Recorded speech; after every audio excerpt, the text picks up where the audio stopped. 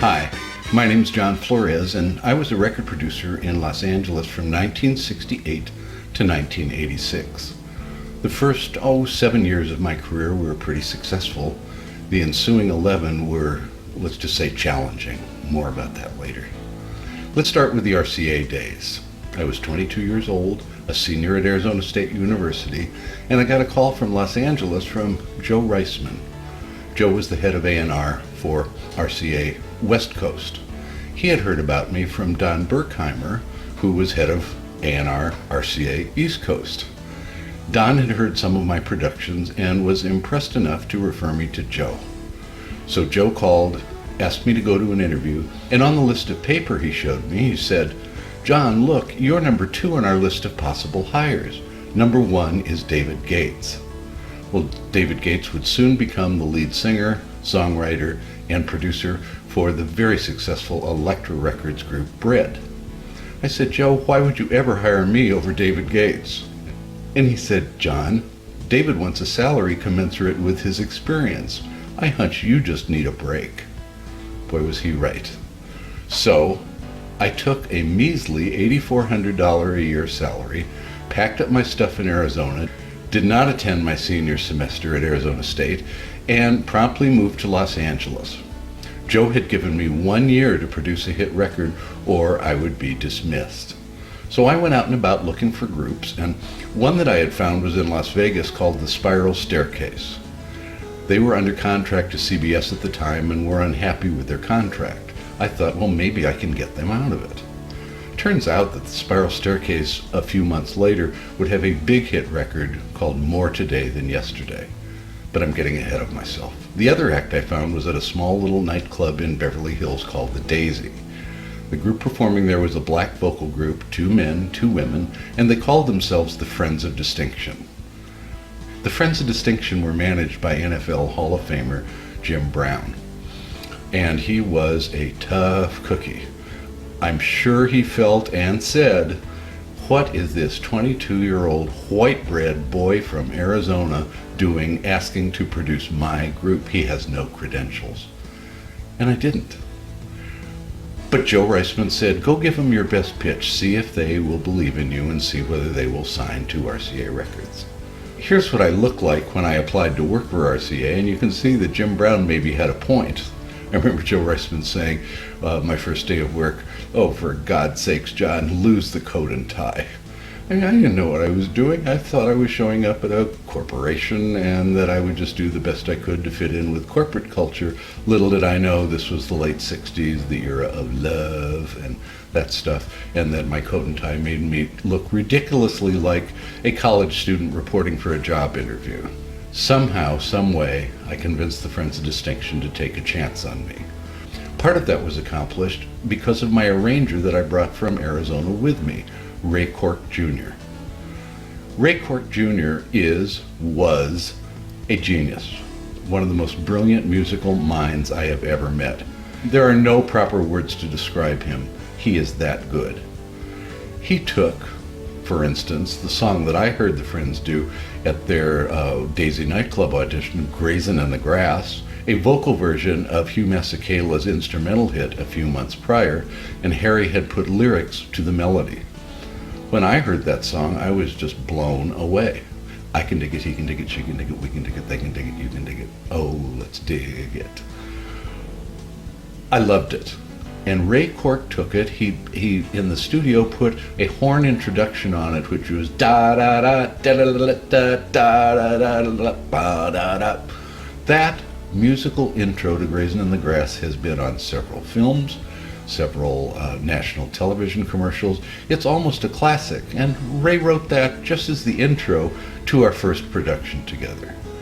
The Friends of Distinction sang that cut with all those intricate vocals in the chorus. They sang it in one complete take, no overdubs. That's almost unheard of.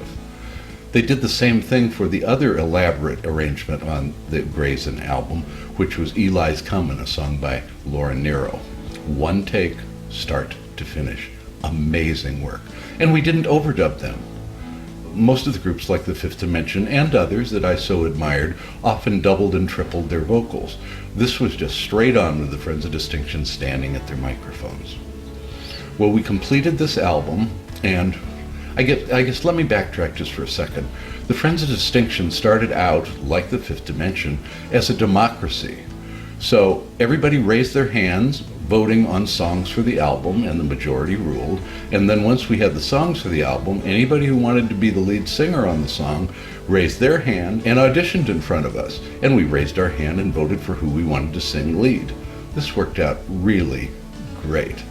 The co-founder of the group with Harry Elston was Floyd Butler, and he sang the song Going in Circles just magnificently. It was a done deal that Floyd would be the lead singer on that song for us. So we went in the studio, we recorded all the cuts, and really the only thing that didn't turn out very well was the rhythm track to Going in Circles. I, in my infinite unwisdom, asked the Friends if we could scrap it for the time being and decide what to do with it later, maybe even re-record it. Ray Cork came to me and said, "John, I have a rather unusual orchestration for that cut, and I think it will save it, and I think it'll be sensational." Boy, was he right. In fact, KHJ Radio, when they played it, said it sounded, similar to Phil Spector's Hall of Sound, this big, huge orchestra behind the Friends of Distinction. It wasn't. It was 4 strings. 4 strings. Anyway, Ray was right and I was wrong, and what else is new? So the Grayson album was done in late fall of 1968, and in 1969, the beginning of the year, Grayson of the Grass was released as the first single by the Friends of Distinction. Very proud to bring to you Friends of Distinction.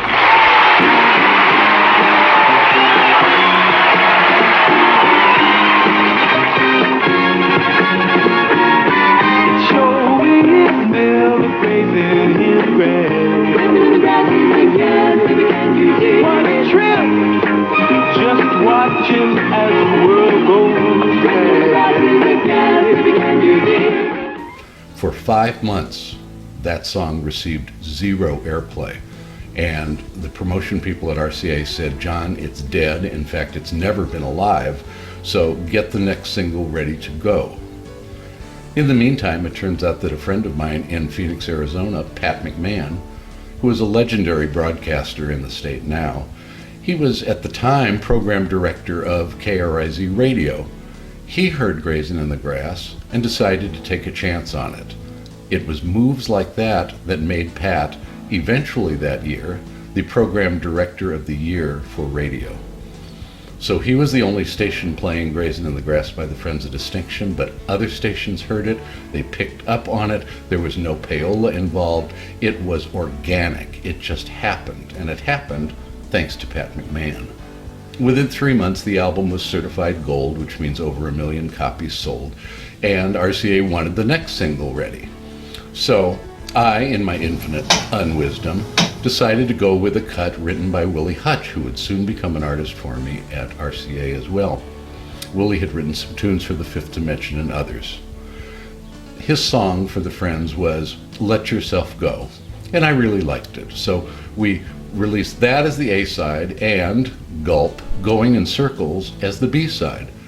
The reason that we stuck Going in Circles on the B-side was that it was a 6/8 ballad, which means, for those of you who don't know the business, almost a waltz tempo, and it was over 4 minutes in length, during an age when radio only wanted to play records that were 2+ minutes in length. So I safely hid Going in Circles on the B-side of the Friends' second release. What happened was I flew to Arizona and thanked Pat McMahon for breaking Grayson in the Grass by giving him an advanced copy of Let Yourself Go. By the time I was leaving KRIZ Radio's parking lot, Pat already had it on the air, and I heard it in rotation with other hit records. I was appalled. It was not a hit. I knew it the minute I heard it between other people's stuff. Oh my. So Let Yourself Go is doing virtually nothing on the charts, and again, organically, certain program directors flipped the record and started playing Going in Circles. Well, Going in Circles ended up being the Friends' second gold record in a row. And people have come to me and said, we've fallen in love to that song, my wife and I danced to that song, we used to neck to that song, etc. It was an important love song within the black culture. And it did cross over pop too. I was known by my peers by this point as the white boy that made mocha mix music, meaning I took legitimate African American acts and watered them down so they would cross pop as well. I don't know whether that is a compliment or not. So it was time for Grammy Award nominations to take place. Guess what? The Friends of Distinction were disallowed from being in the R&B category for Grammy Awards because they had such big pop success. So we were barred from putting, for instance, Going in Circles, which was a huge record in the African American community. We were barred from even being nominated for a Grammy. Ironically, within 4 or 5 years, Hall & Oates, two white boys, won the R&B Record of the Year. We couldn't even get nominated, and our act was legitimately an African American act that made huge numbers at R&B stations throughout the country and the world. I need to backtrack for a moment. As Grazing in the Grass was going up the charts, RCA called and said, let's get another album ready. And I said, okay, but they're on the road and I'll have to try to filter them copies of the songs to see what they like, because we're a democracy, and granted, I won't be around, but at least they can raise their hands out on the road and vote for what they want to sing. So I compiled this amazing, the best group of songs I've ever compiled for any act in my life. One song was written by Jim Webb, or Jimmy Webb, who was known at that point for Up, Up and Away, and By the Time I Get to Phoenix, Galveston. Jimmy Webb had written a song called Pocket Full of Keys, and basically the premise of Pocket Full of Keys is that this man with all these keys on his keychain holds himself together emotionally with his pocket full of keys. It was stunning, and I knew what it would sound like when the Friends recorded it. I heard it in my mind in advance. When the Friends came in from the road, while I was still submitting material to them, I asked Floyd Butler to come in because he was just starting to have success with Going in Circles, which had just been released. And I had a world exclusive on another song for them, but it was specifically for Floyd. That means nobody else could record it, and in this case, the song had never been recorded. Let me see, I played the acetate for him. That's kind of a vinyl pressing of a song that publishers used to do. And I played him this ballad that we had a world exclusive on, and he took it from my hand when I was done, and I had handed it to him, and he threw it across the room against the wall and said, "John, I don't sing this shit, I sing love songs." And he said, "This has racial undertones, I won't sing this." Well, just to give you an idea of how good the material that was being submitted for the Friends' second album really was, I ran into Floyd in 1984, the summer of 1984, when the Olympics were in LA, and we're walking down the street, we bump into each other, we go to lunch at the Islands and have a couple of burgers, and I said, "Floyd, do you remember the song that I had a world exclusive on for you that you threw across the room and said, 'I don't sing this shit, I sing love songs'?" And he said, "Yeah, that kind of rings a bell, John. Tell me more."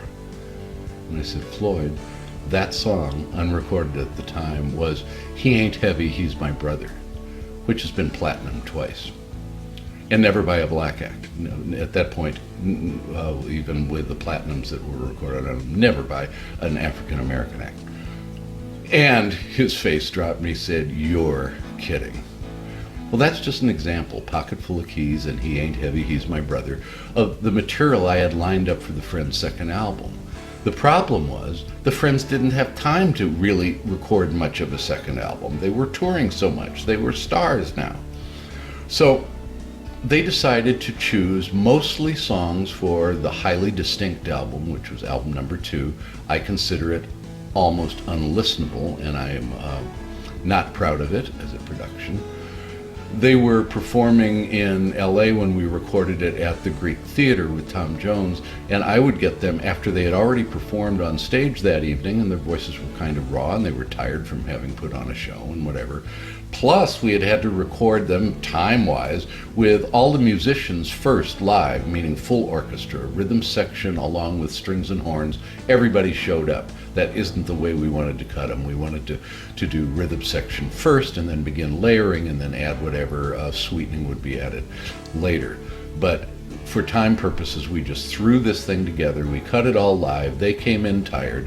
They sang what they could, and that was that. But we needed an album cover for the Highly Distinct album. So they were appearing up in Sausalito, California, and I flew up with my friend Peter Worf, who was a Grammy Award-winning album photographer. We showed up at their houseboat at Sausalito, and the Friends of Distinction were there, -1. Jim Brown, their manager, had withheld Jessica Cleaves, one of the 4 singers in the Friends of Distinction, from the photo shoot. So there's no photo shoot. We didn't have the Friends of Distinction. We had 3/4 of the Friends of Distinction. Luckily, Peter had snapped some shots at the nightclub in San Francisco the night before. They're appearing live, so we made do with the album cover you will see now. Interestingly enough, the Grayson album cover, here's an example of that, Peter Worf did that as well. But I had asked him as a newbie, a 22-year-old who didn't know what he was doing, I asked him to do this a filter effect with little dots. And all I meant was that it would look basically like a tiny bit grainy. Well, when I said little dots, as you can see, Peter ran with it, and he hand created all those white dots you see on their album cover. I didn't have the heart to tell him that wasn't what I had in mind, so we went with it. Okay, by the time all of this was occurring and Highly Distinct was getting ready to come out, I was very, very unhappy. The Friends had fired their vocal arranger, Clarence McDonald, who later became a top call studio musician as a pianist, and who was a gifted vocal arranger. He was responsible, I believe, for creating their, quote, sound. And the group fired him. He was not around anymore, and they were just kind of pulling people in to help them do the arrangements for their newer material.